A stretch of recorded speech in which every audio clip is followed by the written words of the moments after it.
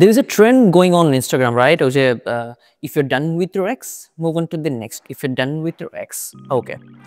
তো এই যে সিস্টেমটা আপনারা দেখলেন, প্রথমে হচ্ছে এক্স, তারপর এক্স এর পরে নেক্সট, আবার ওই এক্স হয়ে যাবে, তারপর আবার নেক্সট, এটাকে বলা হয় লিনিয়ার সিস্টেম।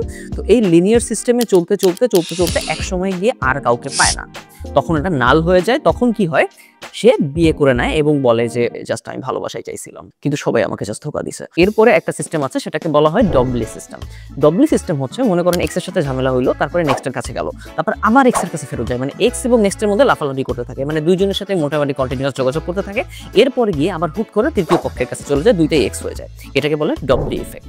আর এরপরে আরো একটা বিশেষ ইফেক্ট থাকে, যেটাকে বলা হয় অরবিটাল ইফেক্ট। হ্যাঁ, প্রথমে এক্স, তারপর নেক্সট, তারপরে আবার নেক্সট, তারপরে হুট করে মনে হয় যে সেই আগের ছেলেটাই ভালো ছিল, ঘুরে আবার এক্স এর কাছে চলে আসে, থুতু দিয়ে আবার চেটে উঠানোর যে স্বভাবটা। আর একটা বিশেষ সিস্টেম আছে, যেটাকে বলা হয় এক্সচেঞ্জ থিওরি, যেটা হচ্ছে গুলশান, ধানমন্ডি এবং বাংলাদেশের বিশেষ কিছু ছোট ছোট শহরে এই থিওরিটা চলে। সেটাকে বলা হয় এক্সচেঞ্জ থিওরি, মানে ওর এক্স ওর কাছে যায়, ওর এক্স ওর কাছে যায়, ওর এক্স হয়ে যায়, ওর এক্স হয়ে যায়, মানে এক্স এর আদান প্রদান হয়, এক্সচেঞ্জ থিওরি।